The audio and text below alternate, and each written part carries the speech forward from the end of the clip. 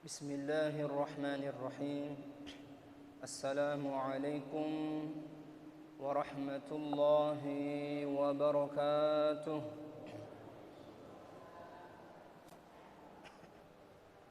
بسم الله ما شاء الله لا يسوق الخير إلا الله. بسم الله ما شاء الله لا يصرف السوء إلا الله. بسم الله ما شاء الله ما كان من نعمة فمن الله. بسم الله ما شاء الله لا حول ولا قوة إلا بالله العلي العظيم. الحمد لله الحمد لله رب العالمين، وبه نستعين على أمور الدنيا والدين. اللهم صل على سيدنا محمد الفاتح لما أغلق والخاتم لما سبق ناصر الحق بالحق والهادي إلى صراطك المستقيم وعلى آله حق قدره وبمقداره العظيم. أما بعد. Jamaah pengajian kaum muslimin muslimat yang dimuliakan Allah Subhanahu wa taala. Kajian kita pada malam ini akan kita membahas satu hadis disebutkan dalam kitab Tanbih Al-Ghafilin. Tanbihul Ghafilin karya Al-Imam Abu Laith As-Samarqandi rahimahullahu ta'ala, wa nafa'ana Allahu bi'ulumihi wa bi'ulumi sairi salihina fid daraini amin. عن أبي هريرة رضي الله تعالى عنه عن النبي صلى الله عليه وسلم أنه قال: يا أبا هريرة كن ورعا تكن أعبد الناس، وكن قنعا تكن أشقر الناس، وأحب للناس كما تحب لنفسك تكن مؤمنا، وأحسن مجاورة من جاورك تكن مسلما، وأقل الضحك فإن كثرة الضحك تميت القلب، أو كما قال عليه الصلاة والسلام. Jadi ada nasihat Nabi kepada Abu Hurairah. Walaupun nasihat niki jamah tipe Abu Hurairah, tentunya kita sebagai umat Nabi Muhammad sallallahu alaihi wasallam juga membutuhkan nasihat ini. Riwayat ini dari sahabat bernama Abu Hurairah. Jadi Abu Hurairah niki termasuk ulama dari kalangan sahabat. Beliau orang yang sangat dekat dengan Nabi, walaupun beliau niki jamaah termasuk minal mutaakhirina yadkhuluna fil Islam. Minal mutaakhirina yadkhulul Islam. Jadi termasuk sahabat yang terlambat, yang terakhir masuk ke dalam agama Islam. Akan tetapi beliau niki paling banyak meriwayatkan hadis dari Nabi Muhammad sallallahu alaihi wasallam. Kumbina jamaah ampun Abu Hurairah niki paling banyak meriwayatkan hadis. Beliau niki termasuk minal fuqara, termasuk orang yang fakir, datang dari Yaman, ya, tujuannya masuk ke dalam agama Islam, berjumpa Nabi. Beliau tidur di emperan masjid atau dikenal dengan ahli suffah, orang-orang yang tidur di emperan masjid, termasuk Abu Hurairah niki. Nah, jadi Abu Hurairah karena pernah di masjid di emperan, jadi wajar jika beliau sering untuk sholat berjamaah. Wajar jika beliau sering mendengarkan kajian-kajian yang datang langsung dari Nabi kita Nabi Muhammad SAW. Abu Hurairah selalu berada di majlis itu. Bahkan Abu Hurairah niki yang memberi gelar nama Abu Hurairah Nabi sendiri. Adapun nama beliau niki waqtulifa fismihi, terjadi berbeda pendapat di kalangan ulama menyebut nama asli beliau, tapi yang masyhur, yang terkenal, yang ma'ruf, nama beliau Abdurrahman ibnu Sakhrin Ad-Dusi. Nah, itu nama beliau. Karena beliau sangat sayang sama kucing, jadi Nabi memberikan ia gelar namanya Bapak Kucing. Karena Nabi yang memberi gelar dengan nama kucing, Bapak Kucing, Abu Hurairah lebih senang dipanggil dengan gelar itu, sehingga beliau terkenal panggilannya dengan Abu Hurairah. Sering kita dengar riwayat hadis an Abi Hurairah, sering apa tidak sering? Nah, inilah kisah beliau, profil riwayat singkat beliau, Abdurrahman bin Sakhrin. Bahkan Nabi SAW ya menyarankan Abu Hurairah, wahai Abu Hurairah, apabila kamu mengaji atau duduk di majelis ilmu, kau punya sorban itu gelar dia, jana adik dah ngumbiarana kelat ya. Selesai pengajian takil ya, bahasa enta takil ya, pojok seolah-olah itulah ilmu yang kau dapatkan, ikat dia, pahami dia, amalkan dia, sebarkan dia, baru ilmu itu bermanfaat dia. Nah, itu Nabi sendiri menyarankan Abu Hurairah. Jadi setiap para majelis ilmu, beliau kelatnya sorbannya seolah-olah ia nimbun ilmu si mu'na ni ke jamaah. Ya kinayah niki ya, tentu kita, makanya ilmu itu kata Imam Sufyan Ats-Tsauri, pertama as-samtu, kita harus diam, dengar Nabi bahasan gurunta atau yang akan memberikan kajian itu. Setelah itu dengar baik-baik. Setelah kita dengar dengan baik, menyimaknya dengan baik dan benar, pahami dia. Setelah kita pahami, praktekkan ilmu itu. Setelah kita praktekkan, baru kita sebarkan dia. Nah, itu namanya benar-benar kita menuntut ilmu dan mengamalkan ilmu itu. Nah, jamaah yang dimuliakan Allah Subhanahu wa taala, Nabi bahasa Nabi minta kepada Abu Hurairah.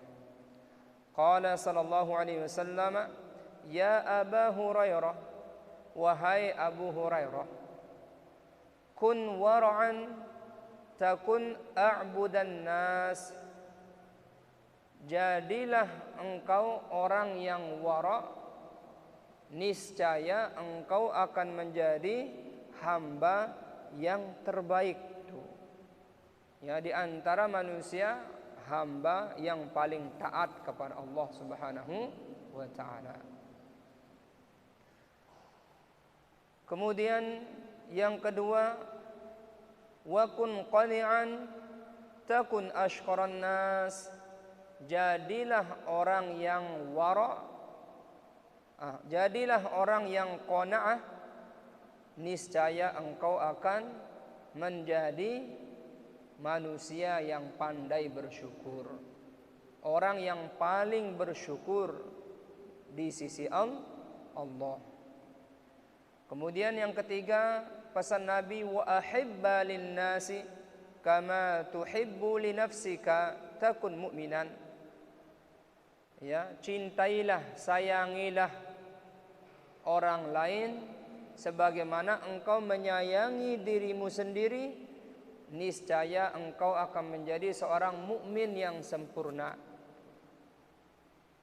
Wa ahsin mujawarata min jawirika takun musliman. Nah, jadilah atau berbuat baiklah kepada tetangga, ya, artinya jadilah seorang yang terbaik di antara tetangganya. Jadilah tetangga yang baik, ya, berbuat baiklah kepada tetangga kita. Takun musliman, niscaya engkau benar-benar menjadi seorang muslim yang sejati. Kemudian yang terakhir pesan Nabi sallallahu alaihi wasallam, wa aqillad dhahaka, kurangilah banyak ketawa.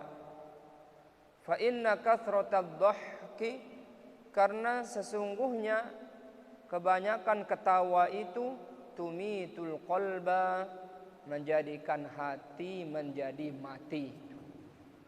Ini kajian luar biasa jamaah kalau kita renungkan, kalau kita benar-benar untuk mentadaburkan tentang nasihat ini. Yang pertama, kalau kita ingin menjadi hamba Allah yang taat, yang paling taat, ya, maka jadilah orang yang wara'. Wara' itu adalah tarku ma yadurru li nafsihi wa li ghairi. Ya, jadi makna wara' itu adalah meninggalkan sesuatu yang memudaratkan kepada dirinya sendiri dan begitu juga memudaratkan kepada yang lain. Artinya menjaga diri dari sesuatu kesalahan, menjaga diri dari sesuatu yang syubhat. Nah, ini mungkin lebih mendekati kalau kita artikan makna wara' itu adalah menjaga diri dari perkara-perkara yang syubhat. Arti syubhat itu adalah, ya, al-halalu bayyinun wal haramu bayyinun wa ma bainahuma umurun mushtabihatun faman waqa'a fi syubhati faqad waqa'a fil haram. Jadi hukum Allah itu halalnya sudah jelas, haramnya sudah jelas. Antara halal dan haram itu di tengah-tengahnya suatu yang samar-samar. Nah, itulah yang disebut dengan makna syubhat jamaah. Kalau orang yang berhati-hati, barang siapa yang terjatuh kepada perkara yang syubhat, faqad waqa'al haram, maka ia juga terjebak dalam perkara yang haram. Nah, jadi kalau kita ingin menjadi orang yang wara', benar-benar kita bersih jamaah. Ya, benar-benar bersih. Paling utama kita menjaga perkara-perkara syubhat, jangan sampai kita melakukannya. Ini sebuah kisah yang ma'ruf, ya. Kisah seorang pemuda yang wara'. Artinya dia menjaga dari hal-hal yang haram, bahkan menjaga dari perbuatan syubhat. Dia melihat karena laparnya, ya, suatu tempat di sungai, dia melewati sungai, gitana arah apel ya keler nih ke jamaah. Apel si keler niki ampun bayat ya, ampun kambe sejamaah, dimakan dia.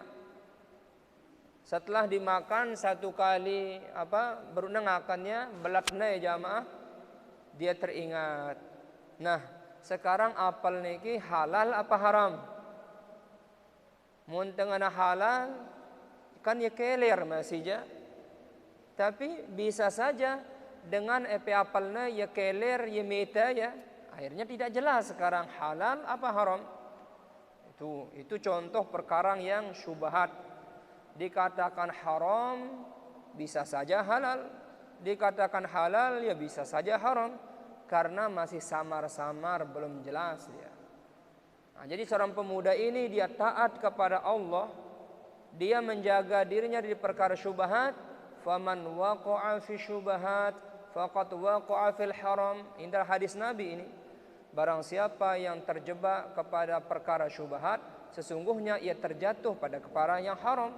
Sehingga seorang pemuda ini memutuskan dirinya untuk mencari sumber dari mana sumber ini, artinya apel ini belengane tri niki ampuna peta kebun apel, dicari kebun apel ini, ya.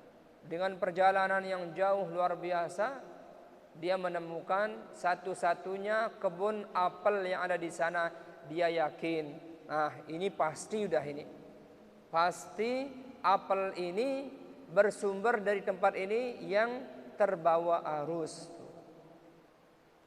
Ampun peta saya dengan tukang jaga sang ipena niki jamaah berdayatlah ya berjumpa dengan orang yang tukang jaga apel ini, pohon apel, kebun apel ini.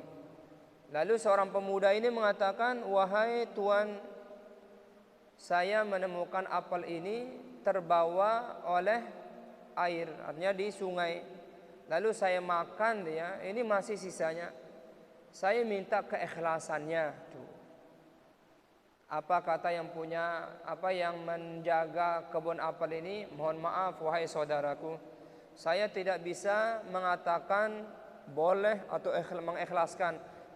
Tugas saya di sini adalah menjaga kebun ini, bukan memilikinya, menjaganya amanah. Jadi kalau ingin meminta ikhlasnya, meminta ikhlas, ya pergilah kepada yang punya kebun ini. Ternyata luar biasa jamaah, orang yang taat kepada Allah memakan apel, minta keikhlasan kepada yang tukang jaga apel. Tukang jaga apel amanahnya luar biasa. Ndek na semele-mele tukang jaga adobit selepuna wah, dia tidak tahu yang punya kebun ini rela apa tidak. Jadi tugas tukang jaga, ya jaga sudah. Laporan. Nah ini orang amanah, orang yang taat kepada Allah. Lalu pemuda ini dibawa ke yang punya apel ini. Berjumpalah kepada orang pemilik apel ini. Ternyata orang yang pemilik apel ini orang alim, orang yang dekat kepada Allah Subhanahu wa taala. Apa kata pemuda ini? Wahai tuan, dia ceritakan dari awal perjalanannya memakan apel begini-begini, jadi saya minta keikhlasannya karena andalah yang punya apel ini. Nabi bahasana si epen apel niki jamaah lah ndik tiang bau ngikhlasannya niki jamaah kan kembalas langsung. Seorang pemuda kaget jamaah, ndik terbau ngikhlasannya. Takutnya kepada Allah bahwa dia memakan sesuatu yang haram kalau begitu. Kata yang punya apel ini, saya akan mengikhlaskan apel ini dengan syarat satu. Engkau menikah sama putri saya, katanya.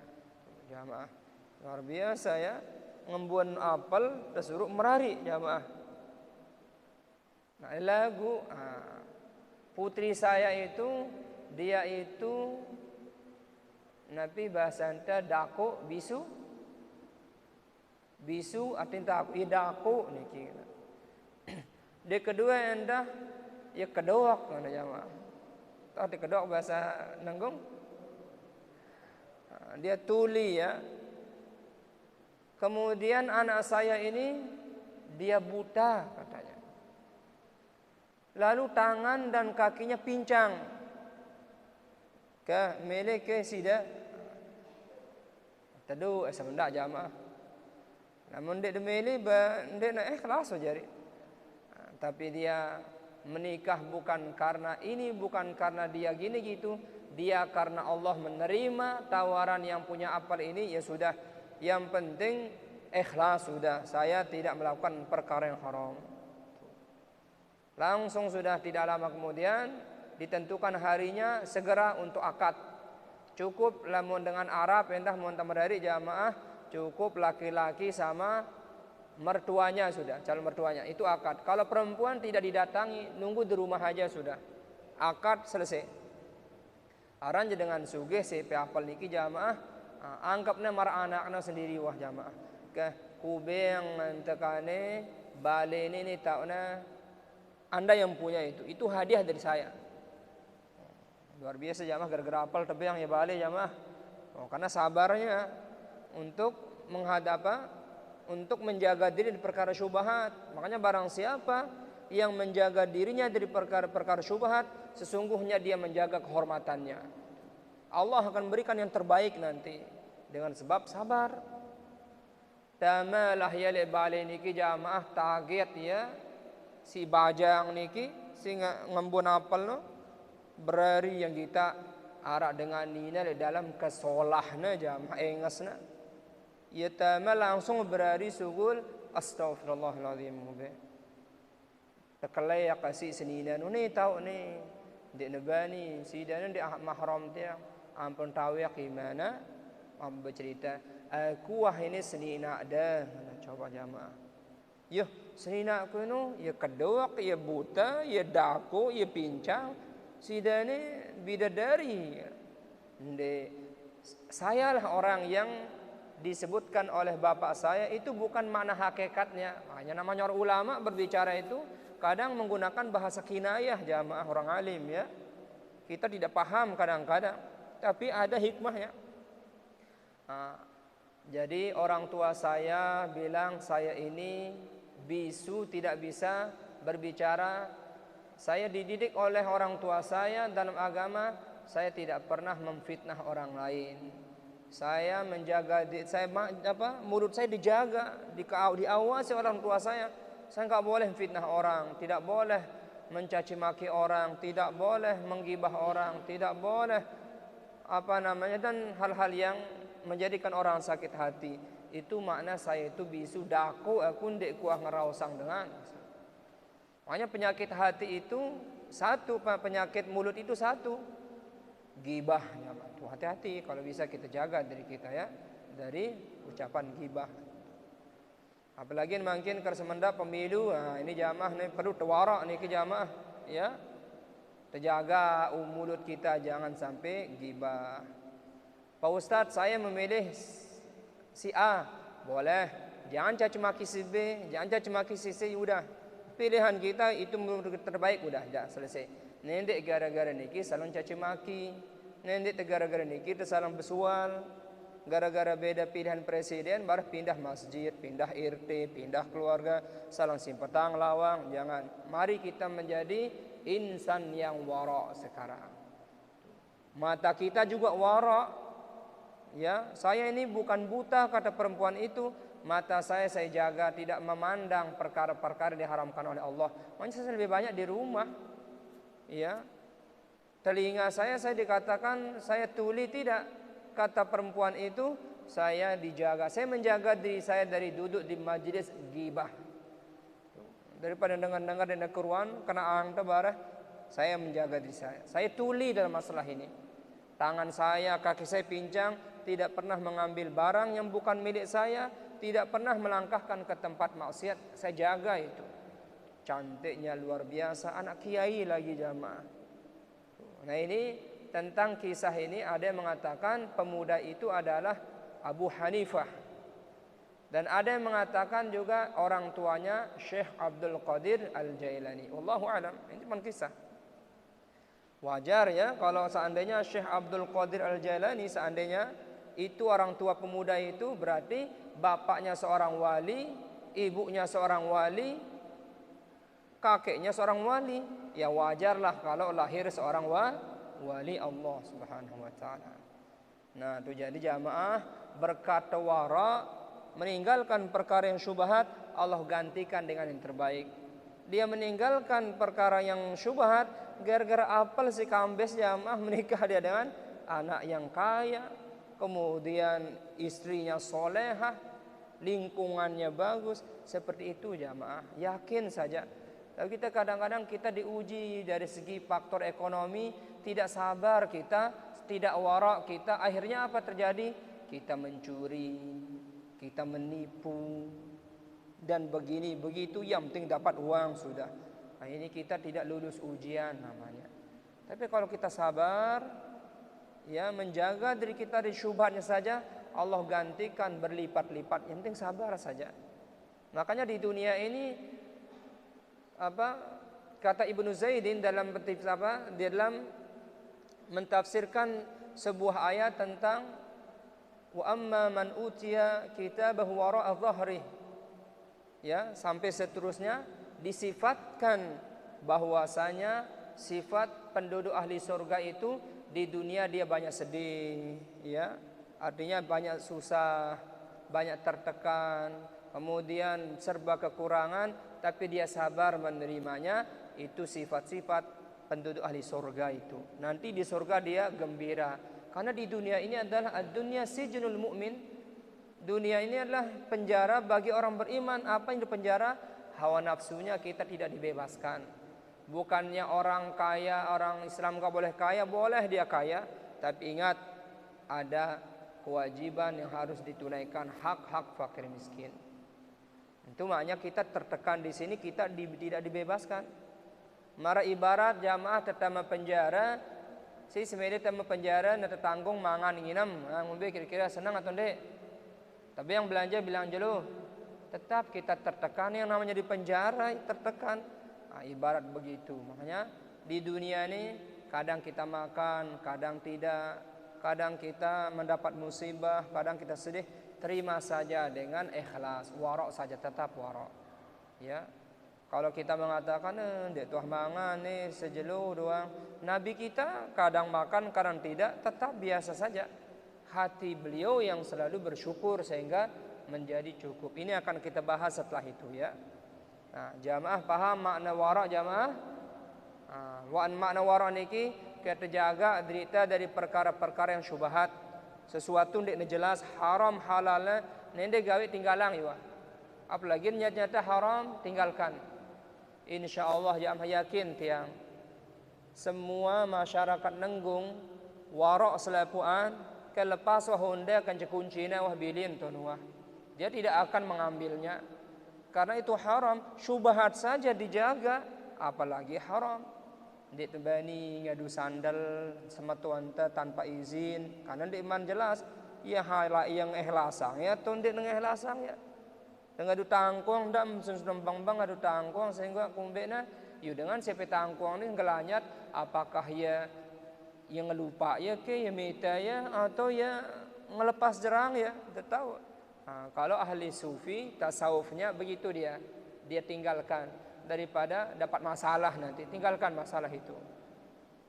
Nah niki jamaah arti wara. Kalau kita wara, insyaallah ya kita itu menjadi insan yang bertakwa, orang yang paling taat di sisi Allah Subhanahu wa taala. Insyaallah jadi siaran wara ini niki jamaah akan digantikan oleh Allah. Kita meninggalkan perkara syubhat, Allah berikan yang terbaik hadiah nanti. Yakin saja ya jemaah. Kemudian yang kedua, kun qani'an takun ashqaran nas. Jadilah orang yang qanaah, niscaya engkau akan menjadi manusia yang pandai bersyukur, paling bersyukur. Jadi siaran bersyukur niki jamaah suatu amalan yang mudah diucapkan tapi sulit dipraktikkan. Yang pembahasan Allah Subhanahu wa taala dalam Al-Qur'an ya wa qalilun min ibadiyasy syakur. Sedikit sekali dari hamba-hambaku itu pandai bersyukur. Jadi sekian banyak manusia di dunia ini, sedikit sekali yang bersyukur kepada Allah. Yang pun Nabi minta berdoa, ya Allah masukkanlah, jadikanlah saya termasuk orang yang sedikit. Sahabat bertanya, ya Rasulullah kok sedikit, enggak banyak? Nah, jadi Nabi menyebutkan orang sedikit ini adalah maksudnya Nabi mudah-mudahan termasuk golongan yang sedikit. Wa qalilun min ibadiyasy syakur. Jadi muntemele bersyukur ada resepnya, ada kuncinya. Kuncinya apa kalau kita mau bersyukur? Jadilah orang qanaah. Qanaah apa itu Pak Ustaz? Baik, qanaah itu adalah kanzun la yafna. Suatu harta yang kita miliki yang tidak pernah binasa. Kenapa tidak bisa binasa? Karena selalu merasa cukup. Apa yang Allah berikan kepadanya hari ini, dia terima, dia merasa cukup, selesai. Itu qanaah itu. Jadi kalau kita sudah merasa cukup, maka kita akan mengatakan alhamdulillah wa syukrulillah. Sudah, alhamdulillah. Nah, jadi kalau orang qanaah itu dia selalu melihat yang ada di bawahnya, bukan di atasnya. Lamun teng kita orang yang lebih atas daripada kita, nah itu nanti namanya kita bukan bisa saja nanti kita tidak ada rasa syukur kita. Tetangga kita punya motor mulailah kita tensi kita naik, marah kita ya. Begitu. Kemudian tetangga kita dapat mobil, mulai naik otaknya sakit malah. Ya, karena merasa tidak reda. Tetangganya dapat nikmat lagi, marah lagi, sakit. Dia memiliki pandangan bagaimana caranya biar orang ini saya jatuhkan, biar dia tidak punya apa-apa, marah saya. Kalau itu bentuknya kita itu tidak reda terhadap pemberian Allah, akhirnya iri hati kita, dengki kita, inilah yang menyebabkan amalan kita habis, binasa dia. Innal hasada ya'kulul hasanat kama ta'kulun naru al-hataba. Dengan sekirang talon ate, sekirang iri niki jamaah, kebaikannya habis dia. Ya, sebagaimana api dimakan kayu. Kumbekna menyebabkan Allah murka sama dia, dia tidak reda terhadap pemberian Allah, padahal Allah itu maha adil segalanya. Tapi kalau orang yang qanaah itu, dia melihat orang di bawahnya, alhamdulillah berdua kita motor, walaupun dia berdua mobil, arak dengan berdua sepeda, arak le bawah kita. Artinya saya berarti lebih ada bersyukur dong. Tuh. Si berdua sepeda ngono ida alhamdulillah, buat berdua sepeda walaupun dengan berdua Honda, kita sepeda syukur alhamdulillah, ya pemberian Allah wah. Daripada dia berdua sepeda lekak naik kan jauh lumayan ke sepeda. Si lekak naik masih qanaah, bersyukur alhamdulillah masih tersehat walaupun dia berdua Honda, dia berdua sepeda, tetap terlekak naik sehat kita daripada tetangga berdua mobil lagu ilumpuh dan tahu ngumbe-ngumbe jamaah. Jadi kita selalu melihat di bawah kita sehingga kita merasa bersyukur kepada Allah. Kenapa? Kita itu menerima pemberian Allah dengan reda. Nah ini kalau kita tidak memiliki sikap qanaah, nah jamaah itu yang bikin kita kadang-kadang galau kita ya. Sering kita putus asa, kemudian merasa dizolimi oleh Allah lagi, berburuk sangka sama Allah lagi. Mesa terdoang ni, coba selain ke kesugihna.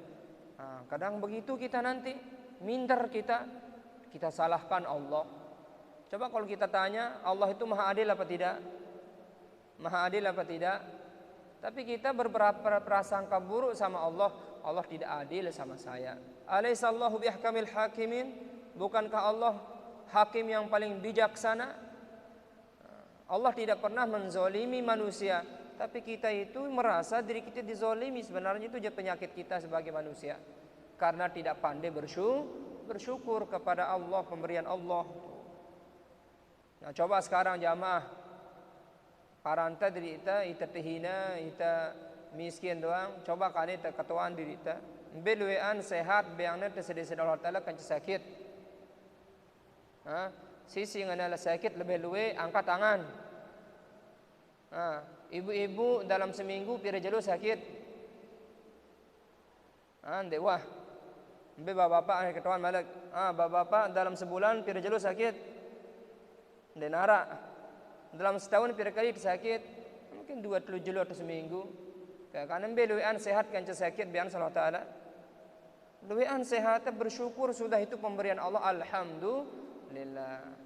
Nah jari jamaah yang dimuliakan Allah Subhanahu wa taala, mun temele jari dengan qanaah, terima apa pemberian Allah, mbe si arak jelune ya wah ternikmatin, wah tu qanaah namanya. Peleceng sedata jelune be ya wah ka aran je kebutuhan ta yat mau ta nikmatin saja. Nende indengang bakso beranak inu ya men tekakan kane kalmene bahasa kasarna. Dina rakepe yang berotang wah bait wah ngombe. Itu ngikuti keinginan namanya, bukan kebutuhan. Allah berikan kita rezeki butuh kita ini, pengen yang lain. Dipaksakan dirinya mau beli bakso yang beranak itu harganya 25.000, padahal yang peleceng 5 yu 6 yu cukup sebenarnya karena sekedar untuk kebutuhan. Setelah dipaksa dirinya untuk beli bakso itu habis karena keinginannya, ya buat bakso niki karena karang ngingatang otangnya karena mau cari jawar madak. Mana jelap jawar ya? Malah kita berotang. Coba kalau kita qanaah saja, kembe siara, ya wah tersyukurin, insyaallah aman. Sehingga Allah Ta'ala niki jamaah sindik man terlahir wah tanggungna rezeki ente tentuanna rezeki ente nende bingung wah. Jemaah pertekakan bahasa kasar lamun temuni ngono kekane arah dengan mati jamaah. Arah ke arah pengumuman di masjid inna lillahi wa inna ilaihi rajiun si fulan mati ya kekurangan nasi dan arah. Ya, bahkan dan arah ya meninggal dunia karena puasa dan arah jamaah. Artinya Allah sudah mencukupi kita kemungkin lamun toh merasa dicukupkan oleh Allah tepat-tepat ibadah wah no. Nendek temete ke pembenang itu si tujuan te burung itu sembahyang, burung itu ibadah, itu namanya kita mengikuti keinginan kita, nanti namanya tamak bin rakus menimbun harta benda, kikir lagi nanti. Kepeng luwe simpannya ya saya ke otakna takut beli bodrek padahal untuk kepentingan sendiri takutnya nyugulang kepengna apalagi malah ngebiang dengan alladzi jama'a malan wa 'addadah, orang-orang yang menimbun harta nanti masuk neraka hutamah nanti itu naudzubillah. Paham jamaah mana qanaah kanila mun merasa qanaah insyaallah jamaah ke cukup kita segalana. Artinya ia biang ni te yokan itu kepeng ni rezeki ente ni Pak Ustaz 300 gaji ente sebulan pendapatan ente kone tetangga ni 10 juta mula dinadir Allah Taala. Jangan mengatakan keadilan tentang disamaratakan. Kali itu berketuan jamaah kita sebagai dengan tua berduit anak telu seke tamat TK, 2 tamat SMP, si ketelu tamat li universitas. Kira-kira mun tengah biang belanja pada kita biang belanja atau beda? Pada angka pada saat biang maka adil atau tidak adil laran ini? Adil apa tidak? Berukna tama RA, TK, satakyu biang tu belanja. Adik pada dia luah biang si SMP satakyu. Itu enggak adil namanya itu. Ya kacau namanya itu. Begitu juga Allah Subhanahu wa taala memberikan kita rezeki, ada yang dilebihkan, ada yang tidak dilebihkan sesuai keadaan kita. 10 juta gajinya tetangga ente setelah tegita ya anaknya telu ya kuliah doang. Kemudian arah pembantunya hendak jaga anaknya. Aranja 10 juta pegawaiannya di perkantoran. Kira-kira wajar nama 10 juta sebulan. Tapi yang sedih Allah Ta'ala alamun sida pira gaji indah biangan pulang atus wah demari ndek man kaya nikmatin wah yo. Ndek ta bandeng-bandengan gaji indah kanca gaji tetangga ente jangan. Jadi apa yang kita kerjakan usaha kita ya sudah terima saja. Itu Allah cukupkan sudah. Kalau kita benar-benar menyebut cukup kita sebenarnya. Sekedar tengahkan peleceng kanca bakso pada besurta atau beda besurta jamaah. Apa tak bedana? Keinginan doang bedana. Lamun tentu KMB seharap dia wah. Nah, makanya orang yang hemat itu dia memakan apa yang ada. Ini kadang-kadang berdagang kita beruntung 10 yu langsung Kentucky beli kita. Ya, kita hemat untuk yang apa? Artinya apa kebutuhan-kebutuhan yang lain sehingga itu menjadikan kita qanaah namanya. Kalau kita qanaah maka kita menjadi hamba Allah bersyukur. Nah itu. Jadi mentemele terkelakin hamba Allah yang bersyukur, kita harus berlaku qanaah. Apa makna qanaah jamaah? Kita merasa cukup apa yang Allah berikan, alhamdulillah. Lagu Pak Ustaz, mun tengah ada cukup dia cukup ke piang Pak Ustaz. Dia bumangan kadang-kadang. Nah inilah salah satu bentuk ujian kita taat kepada Allah, diuji kita dari kekurangan harta. Wala nabluwannakum bi syai'in minal khauf wal ju' ya wa naqsim minats thamarat wal anfus apa dan selainnya ya dalam surat apa itu Al-Baqarah wala nabluwannakum bi syai'in minal khauf wal ju' ya wa naqsim minal amwal wal anfus was thamarat. Diuji kita dari ketakutan, diuji kita dari kelaparan, diuji kita dari kekurangan harta, kemudian orang yang kita cintai meninggal dunia, dan orang yang memiliki tanaman-tanaman diuji juga dari hasil panennya. Wa basyiris sabirin, bersabar jamaah. Ini kadang-kadang kita itu mengatakan diri kita ma'rifat kepada Allah. Baru ndek mangan zuhur ngamuk-ngamuk kita jamaah. Ya, sedaput tendang telik pawon.